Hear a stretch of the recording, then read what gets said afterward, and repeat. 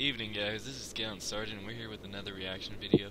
Sadly, we did this with shitty preparation, but now we have face cam. And today we are going to be reacting to Mike the Microphones, and Then They Did It, Part 2, Bloomberg Boogaloo. For those who do not know Mike the Microphone, he is a brony. So, stick with us, and we will get through this together. Ready, Nick?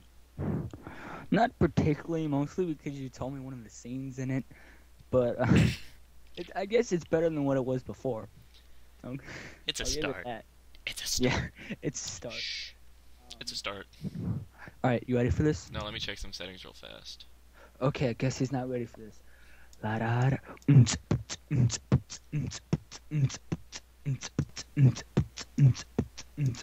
Okay, I'm ready when you are.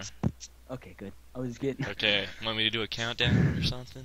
I got this. No, we'll do it simultaneously. Ready? Okay. 3, 2, 1, click. Hello everyone and welcome. This is Michael Delacourt alias Mike the Microphone here to bring you another dramatic reading. Now I promised one a day and as such today is no different. Regardless of my emotional instability, I am going to read you a bomb-ass story. Today, Mr. Lord Skelzor sent me an email and that email contained Part 2 of And Then They Did It. It is entitled And Then They Did It, Part 2, Bloomberg Boogaloo. So here we go, Part 2, Bloomberg Boogaloo. It was a cold day at Sweet Apple Acres, and Applejack was in the barn fixing the plow when there was a knock at the barn door. Wait for it. It was her big brother, Big Macintosh. And here we go. And here we go. And he had come to check on his sister. Are you all right in here, sis? Is there anything I can help you with? Applejack turned to her brother, Big Mac, and said, No, thank you. I just finished up. Applejack's brother, Big Mac, looked at the ground and kicked at the dirt half-heartedly. Big Mac, who was Applejack's brother, looked up and said, So do you want me to win, sis, the fuck out of you? And then they did it. A few weeks later, Applejack was called to Appaloosa to deliver her prized apple tree, Bloomberg, to her cousin Braybird. Settling in for the long train ride to Appaloosa, she decided to check on her prize tree, which she had raised from a sapling, so she made her way discreetly to the rear car of the train. She immediately ran up to Bloomberg and embraced him. Bloomberg didn't care because he was a tree, and she spoke softly to him. Bloomberg, I can't believe that I have to give you up. If it wasn't for my cousin Brayburn needing you so darn much, it would have kept you. Suddenly there was a clack as the door behind her shut. It was Rarity, and she looked confused as fuck. Are you talking to a tree? She stammered. Applejack panicked like a deer caught in the flames as it was set alight by a drunk. No, I wasn't talking to Bloomberg in his bed. Honest. She managed to slur out while Rarity gave her an even more confused look. Rarity started complaining. Why does the tree get a bed and not I? Why does the tree get a bed with you in it and not I? Applejack panicked. If she didn't do something quickly, Rarity would complain for hours and she might start to question why she always wore a hat even when indoors. So she blurted out, Rarity, would you like a bed with me in it right now? Rarity shot Applejack a dirty look, and then they did it. Bloomberg didn't care because he was a tree. It was a few days after Applejack and her friends had arrived in Appaloosa, and after a massive time-wasting jug-fuck with the Lobel tribe of barbarous skull-fucking natives, Applejack and her friends were relaxing in Appaloosa. Bloomberg didn't care because he was a tree. Applejack was in her room at the inn, daydreaming of bark, when her cousin Brayburn knocked at the door. Cousin, are you busy? He asked. Not really. Applejack sighed as Brayburn entered the room. Cousin, it's been a long time since I've seen you, and I was wondering if you could, say your way to show me some of that old Apple family affection. Brayburn asked.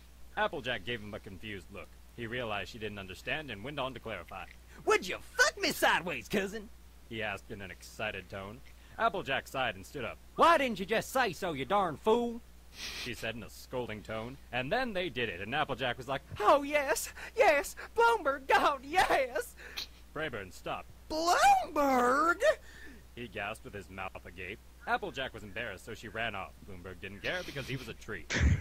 Applejack was walking around in the orchard, deep in thought. I Why can't can't I just today. fuck my family like a normal filly? Why do I want to bang a tree so bad? She kept questioning herself.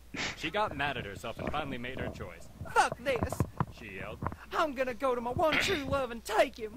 She shouted in defiance. Bloomberg didn't care because he was a tree. It was the next day, and there were no ponies in the orchard. Bloomberg was up to his usual tree shit like collecting sun and growing leaves and shit, when Applejack showed up out of fucking nowhere. Applejack had dressed up all sexy for Bloomberg because she wanted to do him, but Bloomberg didn't care because he was a tree. Applejack looked at Bloomberg all sexy and stuff and said, Bloomberg, I've known you since you was a sapling and I've always loved you. Applejack walked up to Bloomberg and then they did it, and Bloomberg did care because he was a fucking tree. So Applejack and Bloomberg eloped to Spain or some other shithole country, and Applejack gave birth to her own little orchard. Applejack and Bloomberg lived out their lives happily. Applejack's family and friends, however, could not comprehend what the fuck just happened and all agreed it was best to pretend that something much less embarrassing had happened to Applejack, like death by explosive diarrhea or something. The end. What'd you think of that, Nick? What did I just watch? You watched Dramatic Reading, and Then They Did It, Part 2, Bloomberg Boogaloo, by Delacourt alias Mike the Microphone. Zero. You forgot the zero. God. Check for the link to the actual video in the description. I don't know why this is compelling me to do it, but I have a feeling we should watch part 1. Okay. You want to just do that right now? Let's go ahead and do it. Dramatic Reading, and Then They Did It. Do a countdown for us. Hang on. Okay, you ready for this? 3, 2, 1. Hello, denizens of YouTube. My name is Michael Delacourt, alias Mike the Microphone, and I am here today to read you a story of only the highest caliber. The following piece of fan fiction is entitled, And Then They Did It, by Lord Skelzor. Warning, this piece of fan fiction is not intended for all audiences, and as such, viewer discretion is advised. One day, Rainbow Dash was out chilling in the clouds and stuff when all of a sudden she got crashed into. It was Derpy, and she had a letter for her or something, so she gave the letter to Dash and said, Pinky told me to give this to you, but Dash wasn't paying attention because Derpy was all sexy and stuff. So Dash was like, hey retard, wanna do it? Then Derpy blushed, and then they did it. So Rainbow Dash set out to see Pinky. She was out flying that shit when she heard a voice say, hey dweeb, I bet you never thought you'd see me again. It was Gilda, who was still PMSing over the party where she looked like a spastic child on account of the pranks. Dash was all like, oh hi Gilda, sorry about making you look like a butt-fucking retard in front of Ponyville. And then Gilda said, speaking of butt-fucking, and then Gilda put on a strap-on. Dash smiled and said, I'm gonna fuck you so hard you'll turn into KFC, and then they did it. So after Dash had butt-fucked the secret herbs and spices out of Gilda, she left to finally go see Pinky. Dash arrived at the house of Pinkie Pie with the letter she had received and knocked on the door. Hey, Gaytard, I got the letter you sent me, she yelled through the door.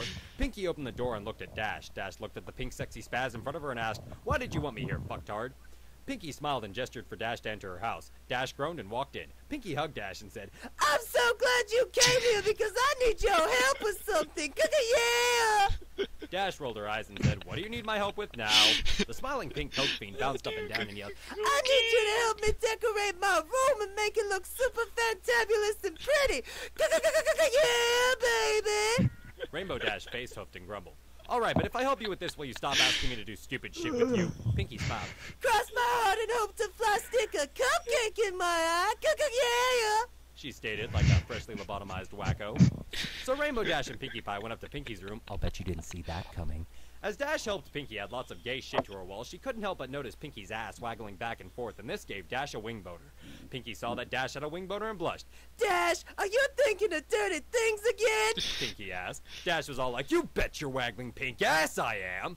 Pinky was like, I was thinking of dirty things too.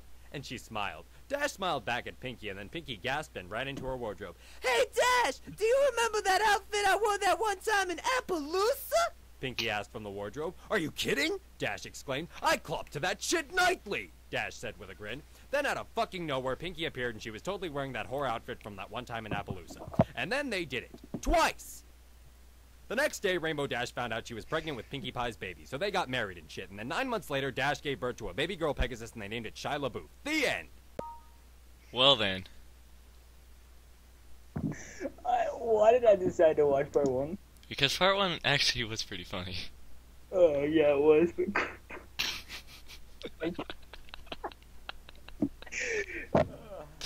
Oh god, I recommend everyone to go watch those just for the fucking experience. You might have heard it from our side, but man, You gotta listen to that shit. Alone, with your friends, just not here with us. Do it on your free time. Look at this. Look at us. Look at this. And look at us. It's amazing. God damn. I don't even know what I signed up for. You guys enjoyed my gloves for that? Oh man. But This is. we didn't know what we signed up for, obviously. I actually want to go more into these fan fictions. Well, what do we? Well, not right now, but for later videos. Well, we need to. Here's the thing, though. You're gonna have to, just picked up my mic in case you couldn't tell. Oh yeah. You're gonna have to be the one to look through them all because Yeah, I'm gonna get the ones that aren't just completely fucking out there. Man.